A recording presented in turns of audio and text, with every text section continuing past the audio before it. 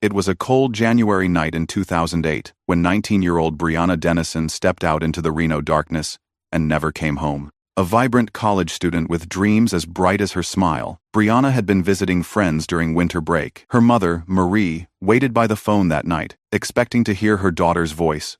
Instead, silence stretched into hours, then days. The community searched frantically through snowy streets and empty lots. Weeks later, they found Brianna's body in a remote area, showing signs of sexual assault and strangulation. DNA was collected, but it led nowhere. For 8 long years, the case went cold. Marie Denison never stopped believing justice would come. Then, in 2016, advanced forensic technology revealed a match. James B., a local man who had been hiding in plain sight all along. His arrest sent shockwaves through Reno. The trial brought painful confessions and finally, a life sentence without parole. But could any verdict truly heal a mother's broken heart? Before we get into the story, drop a comment with your country and the time right now. The winter wind cut through Reno's quiet streets like a blade, carrying with it the promise of another harsh Nevada night. Marie Denison stood at her kitchen window, her breath fogging the glass as she watched snowflakes dance under the amber glow of the streetlight. The clock on the microwave read 2:47 a.m., its red digits a stark reminder that her daughter Brianna should have been home hours ago. The 19-year-old college student had been staying with friends near the University of Nevada campus, enjoying her winter break from classes. Marie had always encouraged Brianna's independence, proud of the confident, responsible young woman she'd raised. But this silence wasn't like her daughter at all. Brianna always called. She always checked in.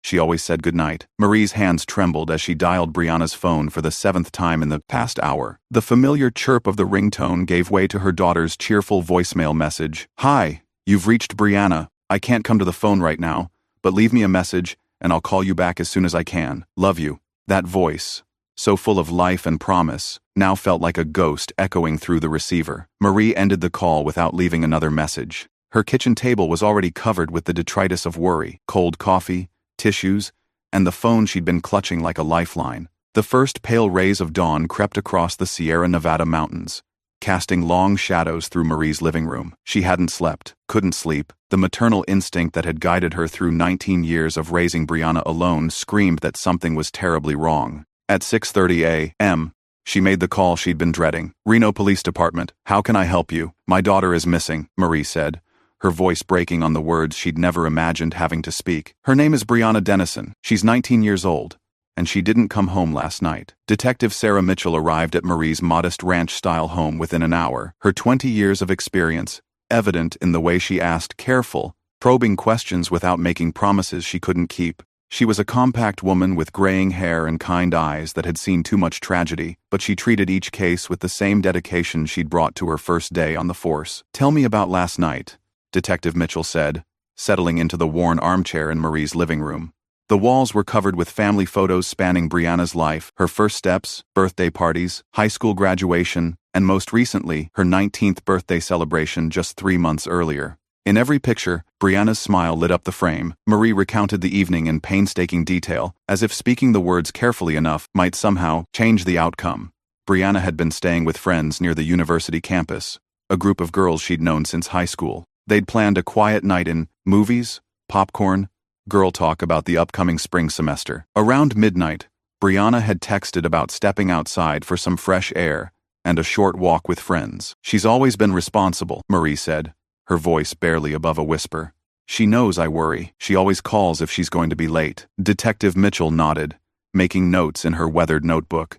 She'd worked dozens of missing persons cases, and she knew the statistics. The first 24 hours were critical. After that, the chances of finding someone alive dropped dramatically with each passing day. "Can you give me the names and contact information for the friends she was staying with?" Detective Mitchell asked gently. Marie provided the information with shaking hands, her heart sinking as she realized she was now part of a statistic she'd only seen on the news: parents whose children vanished, families torn apart by unanswered questions. She'd always felt sympathy for those people, but she'd never imagined joining their ranks. By 10 a.m., word of Brianna's disappearance had begun to spread through Reno's tight-knit community like ripples in a pond. Marie's sister called first, then neighbors, then friends from church. The network of concern grew rapidly, fueled by social media posts and phone calls that carried the news from house to house, block to block. Detective Mitchell had spoken with Brianna's friends, gathering a clearer picture of the night's events. The girls confirmed Marie's account. It had been a typical evening of college students relaxing during winter break. They'd watched movies, shared pizza, and talked about their plans for the upcoming semester. Around 11:30 p.m., Brianna had stepped outside alone, saying she needed some fresh air and wanted to walk around the block to clear her head. She seemed totally normal. Ashley, one of the friends, told Detective Mitchell through tears, maybe a little tired from all the holiday stuff, but nothing unusual. She just said she'd be back in a few minutes. When Brianna hadn't returned after an hour, the girls had gone looking for her. They'd walked the same route she would have taken, calling her name and checking with neighbors. They'd called her phone repeatedly, growing more frantic as each call went straight to voicemail.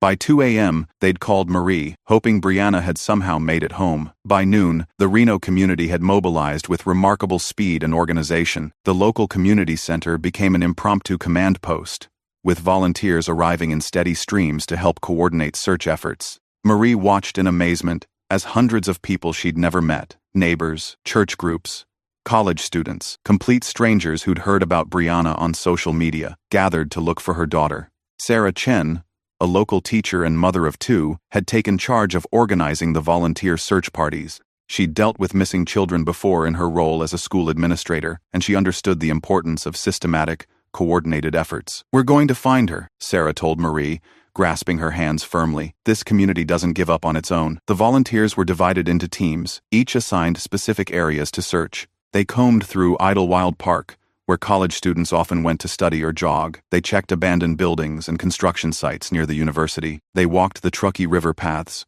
calling Brianna's name, until their voices grew hoarse from the cold air. Marie joined one of the search teams despite Detective Mitchell's gentle suggestions that she might be more helpful coordinating from the community center. She couldn't sit still while strangers looked for her daughter. She needed to be out there, doing something. Anything. The physical activity helped channel the nervous energy that threatened to consume her. As the hours passed, the searches became more systematic and desperate. Volunteers checked dumpsters behind restaurants and businesses, hoping desperately not to find what they feared most. They knocked on doors in apartment complexes, asking residents if they'd seen or heard anything unusual the night before. They distributed flyers at gas stations, grocery stores, and busy intersections. The local media picked up the story by evening, with news crews arriving to interview Marie and cover the search efforts. Channel 4's evening news led with Brianna's disappearance, showing her photo and asking viewers to call police with any information. The story was shared hundreds of times on social media, extending the search beyond Reno's borders. Days blurred together in a haze of false leads and crushing disappointments. A cashier at a gas station 40 miles away thought she'd seen a girl matching Brianna's description purchasing snacks around 3 a.m. A motorist reported seeing someone who looked like Brianna getting into a blue sedan near the university. Each tip sent search teams racing across the city and beyond, only to find empty trails and cases of mistaken identity. Marie barely slept during those first weeks. She survived on coffee, adrenaline, and the kindness of neighbors who brought casseroles and offered to help however they could.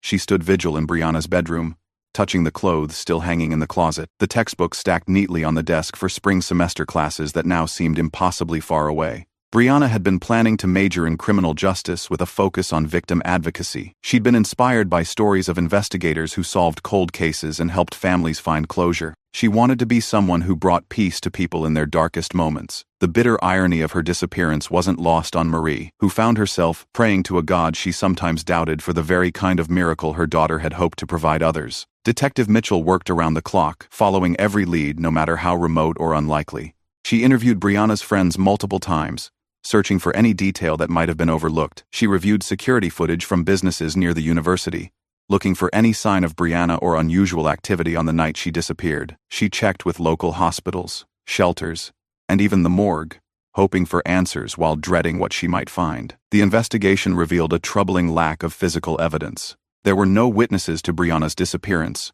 no obvious suspects, no clear motive. The college student had simply vanished into the winter night, as if she'd never existed. The only clue was her damaged cell phone, found by a volunteer searcher in a field that had been covered by snow the night she disappeared. The discovery of the phone galvanized the search efforts. If Brianna's phone was in that field, logic dictated that she might be somewhere nearby. The volunteers organized into more focused search patterns, using the phone's location as a central point and expanding outward in careful grids.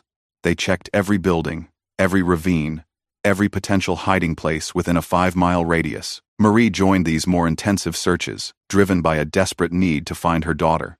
She walked miles each day, her feet growing numb from the cold, her voice hoarse from calling Brianna's name. Other parents in the search parties understood her compulsion.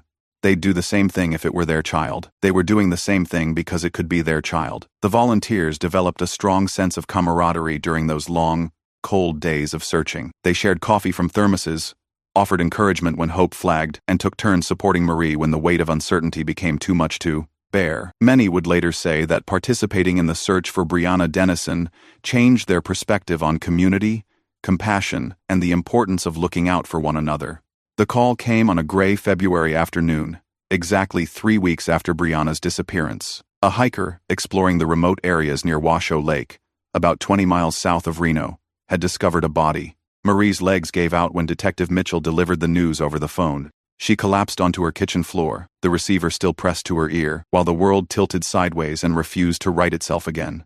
Identification would take time, but Detective Mitchell's carefully neutral tone told Marie everything she needed to know. They'd found Brianna. The official confirmation came 2 days later, delivered in person by Detective Mitchell and a victim's advocate from the district attorney's office. Marie sat in her living room, surrounded by family members who'd rushed to Reno to support her, and listened to words that shattered what remained of her heart into pieces too small to ever reassemble. Brianna had been sexually assaulted and strangled. The medical examiner's report, delivered with clinical precision and infinite compassion, revealed that she'd fought back against her attacker. There was DNA evidence under her fingernails and on her clothing, proof that she'd struggled, that she'd tried to save herself, that she hadn't gone quietly into that terrible night. The evidence also revealed the calculated nature of the crime. Brianna's body had been carefully placed in the remote location, covered with brush in an apparent attempt to conceal it from searchers. Her attacker had taken her from the university area to this desolate spot, committed unspeakable acts, and then tried to hide the evidence of his crimes. Detective Mitchell explained that the DNA evidence was their best lead, but it didn't match anyone in the criminal database. They would continue, investigating, following up on every tip and pursuing every possible avenue. But Marie could see the weight of professional realism in the detective's eyes. Without a match in the system, finding Brianna's killer would be like searching for a needle in a haystack the size of Nevada. The funeral-filled street, Mary's Catholic church to overflowing, with mourners spilling out onto the sidewalks and neighboring streets. Brianna's friends from high school and college spoke about her infectious laughter, her dreams of helping other victims of crime, and her unwavering loyalty to the people she loved. Teachers remembered her compassion and determination, her habit of staying after class to help struggling classmates, her volunteer work at local shelters. Marie stood at the podium, looking out at hundreds of faces, some familiar, others complete strangers who'd been touched by Brianna's story, and made a promise that would define the rest of her life. "Someone out there knows who did this," she said, her voice carrying across the silent sanctuary with surprising strength. "Someone saw something. Someone knows something. We will not give up. We will not forget. We will not let Brianna become just another statistic. She deserves justice, and I will fight for it every day for the rest of my life." The congregation responded with sustained applause that felt more like a rallying cry than a traditional expression of grief. In that moment, Marie's personal tragedy became a community mission. Brianna's death had touched something deep in the collective soul of Reno, and her mother's vow resonated with everyone who'd participated in the search, everyone who'd hoped and prayed for a different outcome. Detective Mitchell threw herself into the investigation with an intensity that surprised even her seasoned colleagues. She'd worked hundreds of cases over her career, but none had affected her quite like Brianna's. Perhaps it was the senselessness of the crime, or the vibrant young life that had been cut short, or the unwavering determination of Marie Denison to see justice served. Whatever the reason, Detective Mitchell made Brianna's case her personal mission. She kept Brianna's college ID photo on her desk, a daily reminder of the promise she'd made to Marie. Late at night, when the station grew quiet, and most of her colleagues had gone home, she would spread out the evidence files and review every detail again, searching for connections she might have missed, patterns that could point toward a suspect. The DNA evidence was pristine, carefully collected and preserved by the crime scene technicians, but without a match in the criminal database, it was essentially useless. Detective Mitchell submitted the samples to every available database, hoping for a hit from another jurisdiction or a cold case that might have gone unsolved. The results were always the same: no matches found. She interviewed dozens of people in the weeks and months following Brianna's death: friends, classmates, professors, neighbors, local sex offenders, anyone who might have had contact with Brianna or been in the area on the night she disappeared. Each interview was conducted with meticulous care, every statement documented and cross-referenced with other accounts. The investigation revealed that Brianna had lived a remarkably normal life for a college student. She attended classes regularly, maintained good grades, had a small circle of close friends, and worked part-time at a local bookstore to help pay for school. There were no jealous ex-boyfriends, no stalkers, no apparent enemies or threats. She was, by all accounts, exactly what she appeared to be, a bright, ambitious young woman with her whole life ahead of her. Marie struggled to return to any semblance of normal life in the months following Brianna's death. How do you go back to grocery shopping and paying bills and watching television when your daughter's killer walks free? How do you sleep when justice remains elusive? How do you function when the most important part of your world has been violently torn away? She took extended leave from her job at the insurance company, unable to concentrate on anything but the investigation. Well-meaning friends suggested grief counseling, support groups, medication to help with the depression and anxiety that threatened to overwhelm her. But Marie resisted most of these suggestions. She didn't want to heal. She didn't want to move on. She wanted to hurt because the pain kept Brianna alive in her heart and fueled her determination to find answers. The first year after Brianna's death crawled by with agonizing slowness. Holidays felt like cruel jokes. Christmas morning, with its promises of joy and renewal, found Marie sitting alone in her living room, staring at wrapped presents she'd bought for Brianna before her death. Valentine's Day brought memories of the silly cards Brianna used to make for her as a child. Easter arrived without the family gathering that had been a tradition for 19 years. Marie's birthday in June was perhaps the hardest. Brianna had always made a big production of her mother's special day, planning surprises and insisting on baking elaborate cakes that usually turned out lopsided but delicious. This year, the day passed unmarked except for a few sympathy calls from relatives who remembered the significance. As the first anniversary of Brianna's death approached, Marie found herself checking missing persons websites obsessively, wondering if the same monster who'd taken her daughter had hurt other families. She researched similar cases across the country, looking for patterns or connections that might help solve Brianna's murder. She became an expert on DNA evidence, forensic procedures, and cold case investigations, educating herself in the hope that knowledge might somehow lead to answers. Detective Mitchell continued her relentless pursuit of leads, but the case was gradually classified as cold. New investigations demanded her attention, and the daily urgency that had driven the search for Brianna's killer began to fade. The DNA sample sat in evidence storage, waiting for technology that didn't yet exist to unlock its secrets. But Marie never stopped calling the police department. Every week, sometimes every day, she would check in with Detective Mitchell, asking about progress, suggesting new avenues to explore, refusing to let Brianna's case fade into bureaucratic obscurity. The detective admired Marie's persistence, even when it meant difficult conversations about the lack of new developments. "I know you're doing everything you can," Marie would say during these calls, "but I can't give up. I won't give up. Brianna deserves better than that." Detective Mitchell always assured Marie that the case remained a priority, that new leads would be pursued aggressively, that advances in forensic science might eventually provide the breakthrough they needed. These conversations became a ritual of sorts, a way for both women to maintain hope in the face of seemingly insurmountable odds. Years began to blur together in a cycle of anniversaries and disappointments. 2009 became 2010, then 2011, 2012. Marie aged decades during those years, her hair going prematurely gray, deep lines etching themselves around her eyes. She lost weight, unable to maintain much interest in food. Friends worried about her health, her isolation, her single-minded focus on an investigation that seemed to have no end. It was during this period that Marie made a decision that would change the trajectory of her grief. She started a support group for families of unsolved murders, meeting weekly in the basement of St.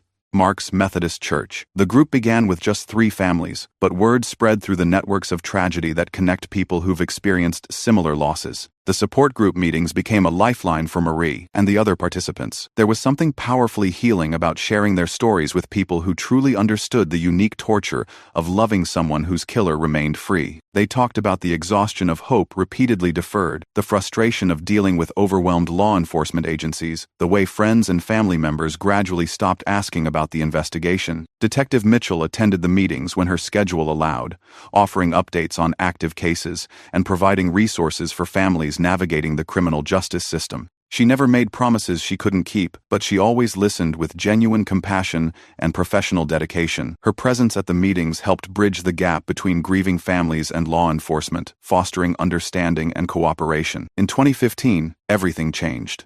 Advances in DNA technology had revolutionized forensic science, allowing labs to extract detailed genetic profiles from smaller, more degraded samples than ever before. The Nevada State Crime Lab had successfully used these new techniques to solve several cold cases, generating excitement throughout the law enforcement community. Detective Mitchell, now a supervisor in the department's cold case unit, received a call from the lab's director about the possibility of retesting evidence from high-priority unsolved cases. Brianna's case was at the top of her list. We might be able to get a usable profile from samples that were too degraded for analysis 7 years ago, the lab director explained. The new technology is remarkable. We're solving cases that we thought would never be solved. Marie felt her heart skip when Detective Mitchell called with the update. After 7 years of silence, after countless disappointments and false hopes, there was suddenly a real possibility of progress. The testing would take several months, but it might finally provide the answers that had eluded them for so long. The lab worked methodically through the evidence from Brianna's case,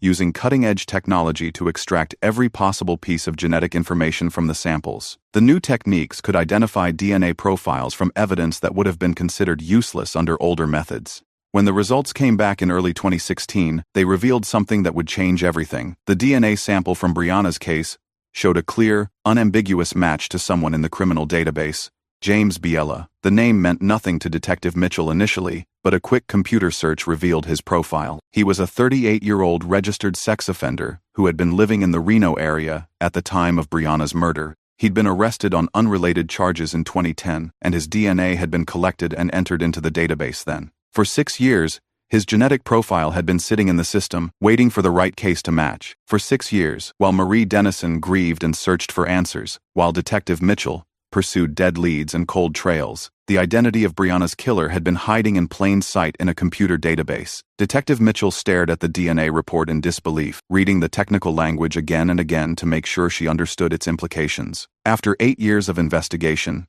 they finally had a name. James Biella was not just any name in the database. He was a known sex offender with a history of violent crimes against women. Further investigation revealed that Biella had been living just a few miles from the university campus in 2008, working as a pipe fitter for a local construction company. To his neighbors and co-workers, he seemed like an ordinary man living an ordinary life. He was married with 2 young children, coached Little League baseball, and attended community barbecues. None of them suspected they'd been living and working alongside a killer. The investigation into Biella's background revealed a pattern of escalating criminal behavior. He'd been arrested for sexual assault in California in the 1992nd, served time in prison, and relocated to Nevada after his release. He'd managed to stay under the radar for several years, but investigators would later discover evidence linking him to other unsolved attacks on women in the Reno area. Surveillance of Biella began immediately. Detective Mitchell wanted to build the strongest possible case before making an arrest. They watched his daily routines,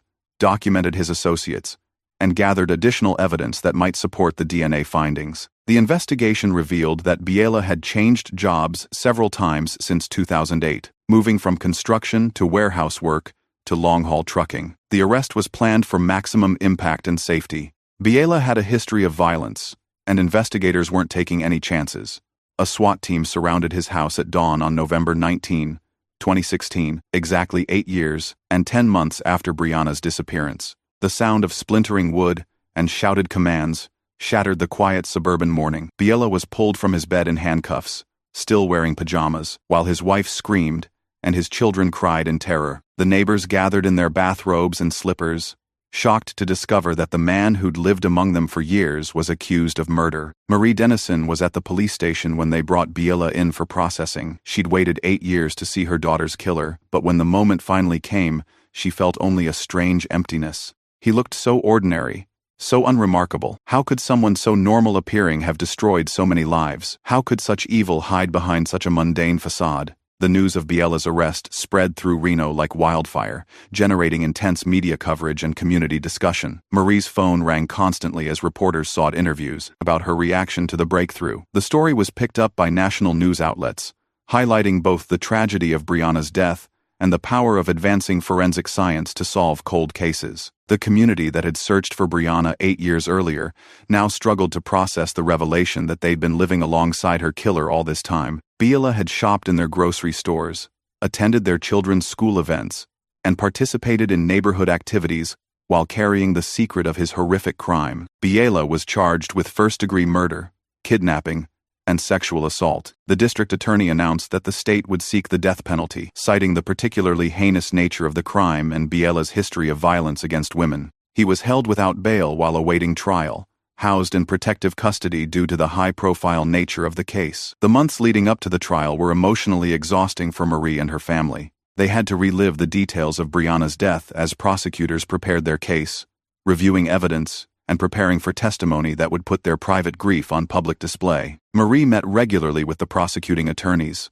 learning about legal procedures and helping them understand the impact of Brianna's death on her family and community. Prosecutor Elliot Sattler was a 20-year veteran of the district attorney's office, with a reputation for thorough preparation and compassionate treatment of victims' families. He understood that this case represented much more than a legal proceeding. It was Marie Denison's best and possibly only chance for justice. "We're going to present the strongest possible case," Sattler assured Marie during one of their preparation meetings. "The DNA evidence is overwhelming, but we want the jury to understand who Brianna was, what her life meant, and how brutally it was taken from her." The defense team, led by attorney James Reed, faced a nearly impossible task. The DNA evidence linking Biela to the crime was essentially irrefutable, with statistical probabilities that made coincidence virtually impossible. Their strategy would focus on challenging the handling of evidence, questioning the reliability of forensic procedures, and attempting to raise reasonable doubt about the prosecution's timeline and theory of the crime. As the trial date approached, Marie found herself experiencing a complex mix of emotions. Relief that they'd finally reached this point was tempered by anxiety about the legal proceedings ahead. She'd waited 8 years for this day, but now she feared that something might go wrong, that some technicality or procedural error might allow Biela to escape justice.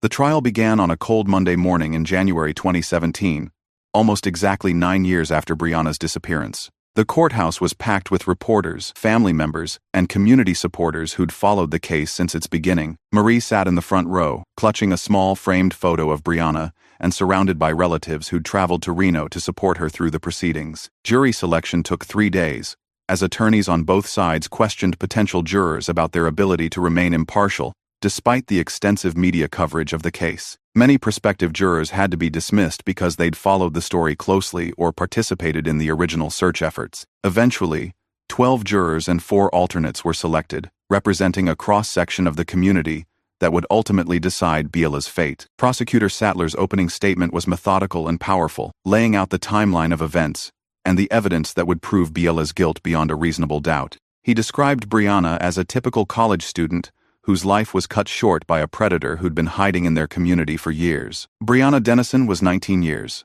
old, Sattler told the jury, standing near a large photograph of the victim. She was a college student with dreams of helping other victims of crime. She was a daughter, a sister, a friend whose light touched everyone who knew her. On January 20, 2008, James Biela took all of that away. The prosecutor explained how DNA evidence collected from Brianna's body had finally been matched to Biela, using advanced forensic techniques. He described the statistical improbability of the evidence belonging to anyone else, using charts and graphs to illustrate the certainty of the scientific findings. Defense attorney Reed faced the difficult task of challenging evidence that seemed irrefutable. His opening statement focused on the passage of time, the possibility of evidence contamination, and what he characterized as a rush to judgment by investigators eager to solve a high-profile cold case. "Ladies and gentlemen," Reed told the jury, "we are here today because of a desire for closure, not because of certainty about guilt. James Biela is a family man who has been wrongly accused based on flawed science and contaminated evidence. The prosecution wants you to believe that DNA evidence is infallible, but we will show you that mistakes were made and that reasonable doubt exists." The first witnesses called by the prosecution were Brianna's friends, who'd been with her on the night she disappeared. Ashley Morrison, now 27 and working as a teacher, testified about the evening's events with remarkable clarity, despite the years that had passed. "It was just a normal night," Ashley told the jury, her voice steady but emotional. "We were watching movies, eating popcorn, talking about school. Brianna seemed happy, maybe a little tired from all the holiday activities, but nothing seemed wrong. When she said she wanted to go for a walk, we offered to go with her, but she said she needed some time alone to think." Ashley described how they'd become concerned when Brianna didn't return after an hour, how they'd searched the neighborhood, calling her name, how they'd called her phone repeatedly without getting an answer. She broke down when describing the moment they'd finally called Marie to ask if Brianna had somehow made it home. "We kept thinking she'd just show up," Ashley said through tears. "That she'd come walking through the door with some explanation for where she'd been. We never imagined. We never thought something like this could happen." Detective Mitchell took the stand on the third day of testimony, walking the jury through the extensive investigation that had followed Brianna's disappearance. She described the community search efforts, the collection of evidence from the crime scene, and the years of pursuing leads that had ultimately led nowhere. "This was not a case we ever gave up on," Detective Mitchell testified. "Brianna's photo stayed on my desk for 8 years. Her case file was reviewed regularly. When new technology became available that might help solve cold cases, Brianna's case was at the top of our list for retesting." Under cross-examination, Reed challenged Detective Mitchell about the handling of evidence, the passage of time between the crime and Biella's arrest, and the possibility that the investigation had focused too narrowly on DNA evidence while overlooking other potential suspects. "Detective Mitchell," Reed asked, "isn't it true that this DNA sample sat in storage for 8 years, during which time it could have been contaminated or degraded?" "The evidence was properly stored according to established protocols," Detective Mitchell replied firmly. "Chain of custody was maintained at all times, and the new testing technology is specifically designed to work with older samples." The forensic testimony was crucial to the prosecution's case. Dr. Rebecca Martinez, the Nevada State Crime Lab's chief DNA analyst, took the stand on the fourth day of trial to explain the complex science behind the evidence that had finally identified Brianna's killer. Dr. Martinez had analyzed DNA evidence in thousands of cases over her 15-year career, but she approached each one with the same meticulous attention to detail. She explained to the jury how genetic material could survive for years under the right storage conditions, and how new technology had revolutionized their ability to extract useful profiles from samples that would have been considered unusable just a few years earlier. The DNA sample recovered from Brianna Denison's body was well preserved, Dr. Martinez testified, using charts and diagrams to illustrate her findings. "When we retested it using advanced STR analysis techniques in 2015, we were able to generate a complete genetic profile with 24 distinct markers." She walked the jury through the process of comparing Biella's known DNA sample, collected during his 2010 arrest, with the evidence from Brianna's case. The match was unambiguous. Every single genetic marker was identical between the two samples. "The probability that this DNA belongs to someone other than James Biella is less than 1 in 1 trillion, Dr. Martinez explained. "To put that in perspective, that's more than 100 times the total population of Earth." Under cross-examination, Reed challenged Dr. Martinez's conclusions with questions about contamination, laboratory procedures, and the reliability of DNA analysis techniques, but the scientist held firm, explaining each step of the testing process and the multiple safeguards in place to prevent errors. "Dr. Martinez," Reed pressed, "isn't it possible that contamination could have occurred during the 8 years this evidence was in storage? The samples were stored in proper conditions and sealed containers?" She replied. "Additionally, contamination would not explain the complete profile match we observed. Contamination typically results in mixed or partial profiles, not the clear, complete match we found." Marie took the stand on the 5th day of testimony, the moment she'd been dreading and anticipating for months. Prosecutor Sattler guided her gently through her testimony, asking her to describe Brianna's life, her dreams, her character, and the devastating impact of her death on their family. "Brianna was everything to me," Marie said, her voice strong despite the tears streaming down her face. "She was my only child, my best friend, my pride and joy. She had such plans for her life. She wanted to help other victims, to be someone who brought justice to families like ours." Marie described the 8 years of waiting, of wondering, of hoping for answers that seemed like they might never come. She spoke about the support group she'd started, the other families she'd met who were dealing with similar tragedies, and her unwavering belief that someday, justice would be served. "I never stopped believing we'd find him," Marie testified, looking directly at the jury. "I never stopped calling the police, never stopped asking about progress, never stopped fighting for Brianna. She deserved justice. She deserved to have her killer held accountable for what he did." Reed's cross-examination of Marie was brief and respectful.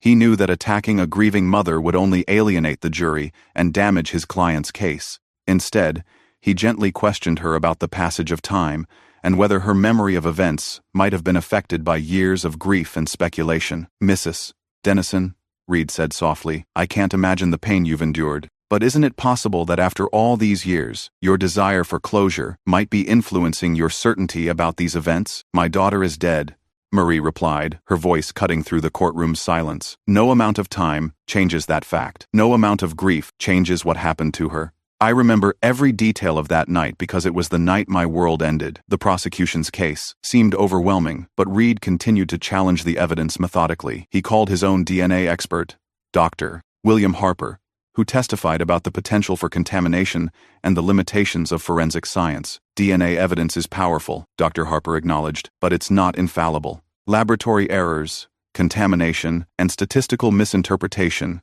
can all lead to wrongful convictions. However, under Sattler's cross-examination, Dr. Harper was forced to admit that he'd found no specific evidence of contamination or error in Biella's case. The DNA match was scientifically sound and statistically overwhelming. On the seventh day of testimony, something unexpected happened that would change the trajectory of the entire trial. During a morning recess, James Biella broke down emotionally while speaking with his attorneys. Court officers noticed his distress, and when the session resumed, defense attorney Reed requested an immediate conference with the judge. "Your Honor," Reed said, his voice heavy with resignation, "my client has expressed a desire to change his plea. He wishes to enter a plea of guilty to all charges." The courtroom erupted in gasps and murmurs. Marie covered her mouth in shock, unable to process what she'd just heard. Reporters scrambled for their phones and laptops.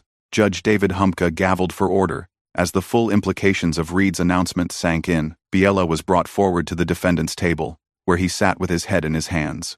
When Judge Humka asked if he understood the consequences of changing his plea, Biella nodded silently. "Mr. Biella," the judge said, "do you understand that by pleading guilty to first-degree murder, you are facing a sentence of life in prison without the possibility of parole?" "Yes, Your Honor," Biella replied in a barely audible voice. What followed was one of the most chilling confessions in Nevada criminal history. Biella admitted to approaching Brianna outside her friend's house on the Pripley's night of January 20, 2008. He'd been driving around the university area, looking for potential victims, when he spotted her walking alone. "I followed her," Biella said, his voice flat and emotionless. "I got out of my truck and grabbed her. She tried to scream, but I covered her mouth. But I was stronger." The courtroom was silent, except for the sound of Marie's quiet sobbing as Biella described taking Brianna to a remote location, sexually assaulting her, and then strangling her when she continued to resist. He showed no emotion as he recounted the details of his crime, speaking as if he were describing mundane events rather than acts of horrific violence. The guilty plea meant there would be no lengthy jury deliberation, no uncertainty about the verdict, no possibility of acquittal. Biella would be sentenced to life in prison without the possibility of parole, plus additional time for the sexual assault charges. Justice had finally been served, though it came at a cost that could never be repaid. Marie felt a complex whirlwind of emotions as she left the courthouse that day. Relief that the trial was over, and that Biella would never hurt another family. Satisfaction that he'd finally admitted his guilt and taken responsibility for his actions. But also a profound sadness that nothing, no conviction, no confession, no punishment, could ever bring Brianna back. "It's over," she told reporters gathered outside the courthouse. "After 8 years, it's finally over. Brianna can rest in peace now, knowing that her killer will never walk free again." The sentencing hearing took place 2 weeks later, in a packed courtroom. Judge Humka listened to impact statements from Brianna's family and friends before delivering his judgment. Marie read from her prepared statement, describing the lasting impact of Brianna's death and expressing her hope that other families might be spared similar tragedies. "James Biella stole more than my daughter's life," Marie read, her voice steady and strong. "He stole our future together, our dreams, our plans. He stole birthdays and holidays, graduations and weddings, grandchildren I'll never meet. But he could not steal our love for Brianna or our determination to honor her memory." Judge Humka's sentencing was swift and decisive. He sentenced Biella to life in prison without parole for the murder charge, plus additional consecutive sentences for kidnapping and sexual assault. The total sentence ensured that Biella would die in prison. "Mr. Biella," the judge said, looking directly at the defendant, "you have committed one of the most heinous crimes this court has ever seen. You have taken a beautiful young life and devastated a family. You will spend the rest of your days in prison, which is exactly where you belong." Biella was led away in shackles, escorted by armed guards, to begin his life sentence. Marie watched him go, feeling a chapter of her life finally closing. The 8-year nightmare was over, but the work of healing would continue for the rest of her days. In the months that followed Biella's sentencing, Marie began to find a new sense of purpose in her grief. She expanded her support group, helping other families navigate the complex criminal justice system. She lobbied state legislators for improved DNA testing procedures and better funding for crime labs. She spoke at conferences about victims' rights and the importance of never giving up hope. Brianna's memory lived on through her mother's advocacy work. The foundation Marie established in her daughter's name provided resources for families of unsolved murders and funded scholarships for students studying criminal justice. It was a way to transform tragedy into something positive, to ensure that Brianna's death might somehow help prevent other families from experiencing similar losses. The community of Reno slowly began to heal as well. The arrest and conviction of James Biela had answered the questions that had haunted them for years.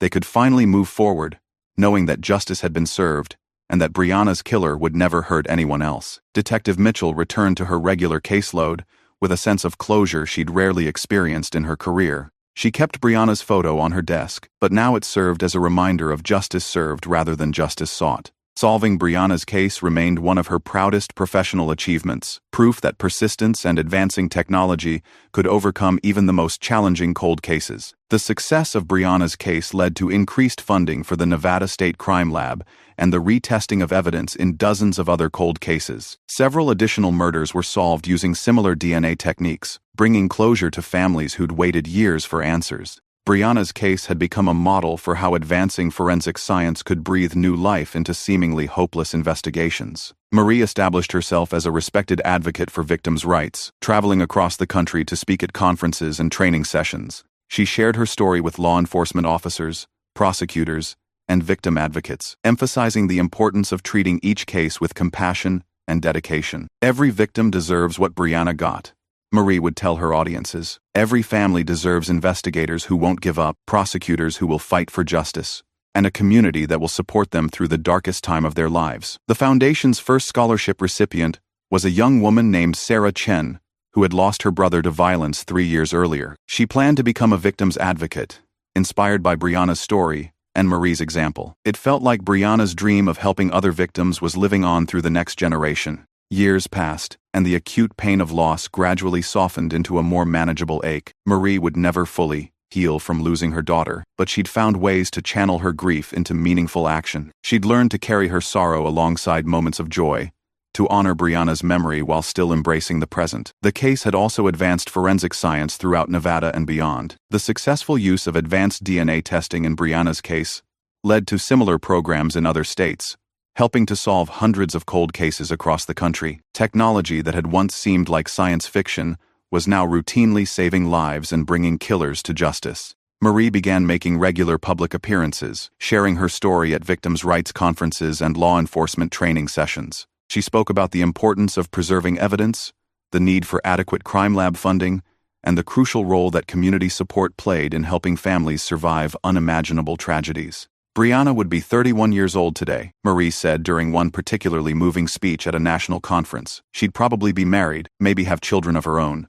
I'll never get to meet my grandchildren or see my daughter grow old, but I can make sure that other families get the justice they deserve. The speech was recorded and shared widely online, inspiring other advocates and putting pressure on lawmakers to improve victim services and forensic capabilities. Brianna's story had become a powerful catalyst for positive change. Even in death, Detective Mitchell often attended Marie's speaking engagements, providing the law enforcement perspective on cold case investigations and the importance of never giving up on seemingly unsolvable crimes. Together, they formed an unlikely partnership, united by their shared commitment to justice and their determination to honor Brianna's memory. Their presentations highlighted the collaboration necessary to solve complex cases, the dedication of investigators, the persistence of families, the support of communities, and the advancement of scientific techniques. They emphasized that justice was not just the responsibility of law enforcement, but of society as a whole. The annual memorial service for Brianna became a beloved community tradition in Reno. Hundreds of people gathered each January to remember her life and recommit themselves to making their city a safer place. The service featured speakers from law enforcement, victims advocates, and families who'd found inspiration in Brianna's story. As the years passed, new technologies continued to advance the field of forensic science at a breathtaking pace. Cases that had once seemed impossible to solve were being cracked with DNA evidence, digital forensics, facial recognition software, and other cutting-edge techniques. Brianna's case had been an early success story in this revolution, proving the potential of these new tools. The foundation expanded its mission to include funding for research into new forensic techniques and training programs for investigators. They sponsored conferences, provided grants to graduate students studying forensic science, and lobbied for legislation requiring the preservation of evidence in unsolved cases. Marie often wondered what Brianna would think of the foundation and all the work being done in her name. She believed her daughter would be proud to know that her death had led to positive changes, that other families had been helped, that other killers had been caught, and that the dream of helping victims had been realized in ways Brianna never could have imagined. The grief never fully disappeared, but it had evolved into something Marie could live with and even draw strength from.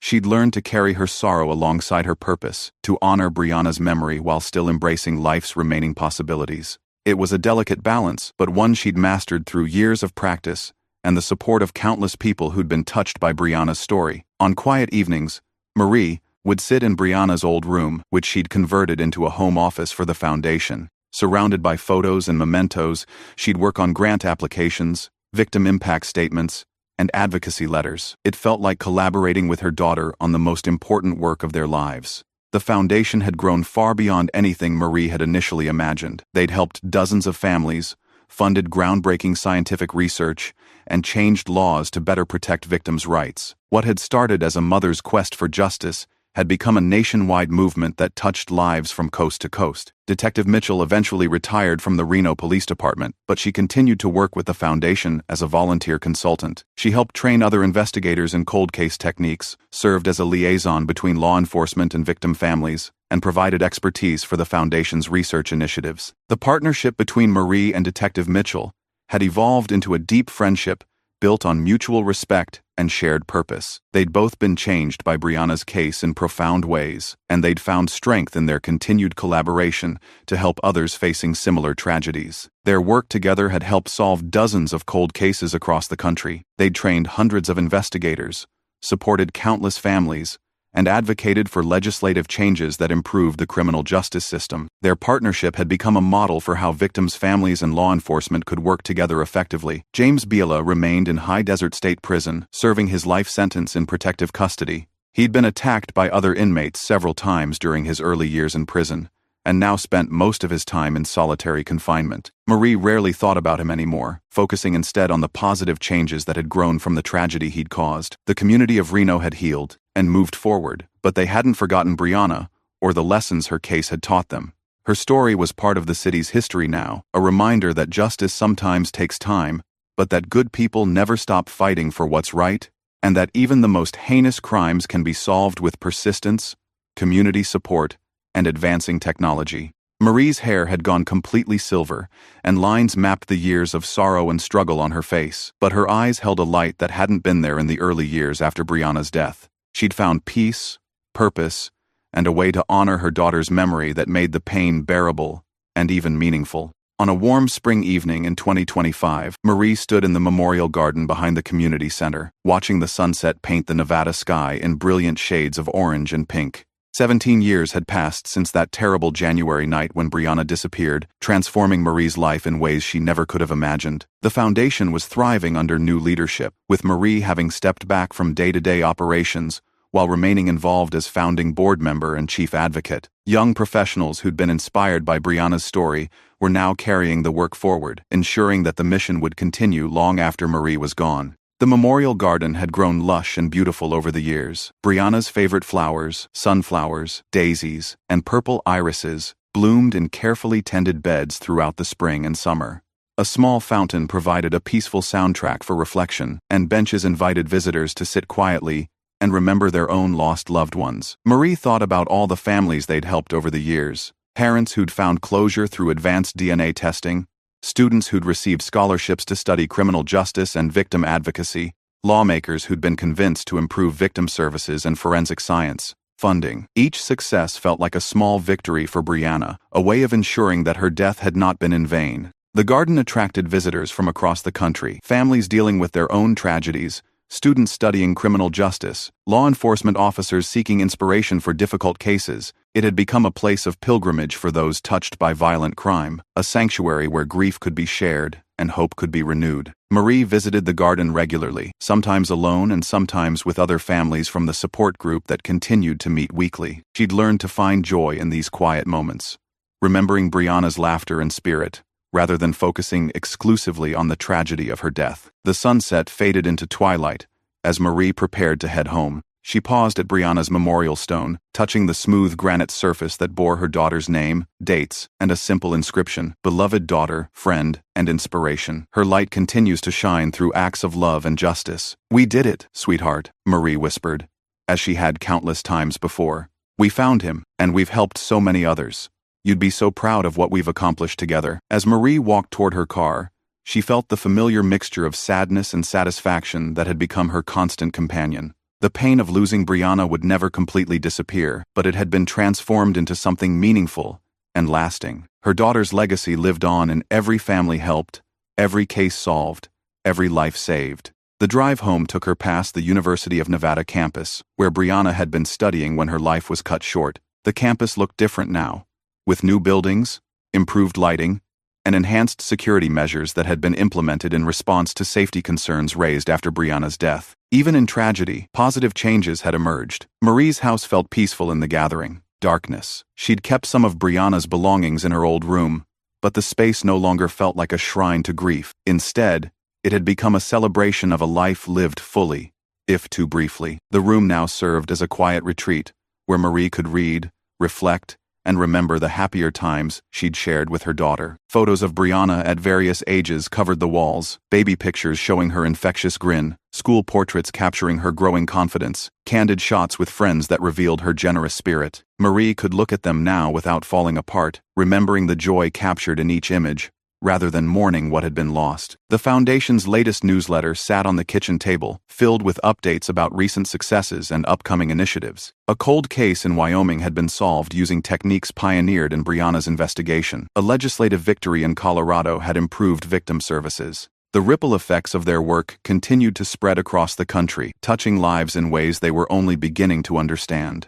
Marie poured herself a cup of herbal tea and settled into her favorite armchair, surrounded by the quiet comfort of home. Tomorrow would bring new challenges and opportunities to help other families, but tonight, she could rest in the knowledge that justice had been served and that Brianna's legacy would continue to grow. Outside, the stars emerged one by one in the clear Nevada sky, the same stars that had witnessed Brianna's last night and now shone down on a world changed by her story. Marie thought about all the families who were looking up at those same stars tonight, wondering if they'd ever get answers about their missing loved ones. Some would find justice quickly, as advancing technology made it easier to solve crimes and identify perpetrators.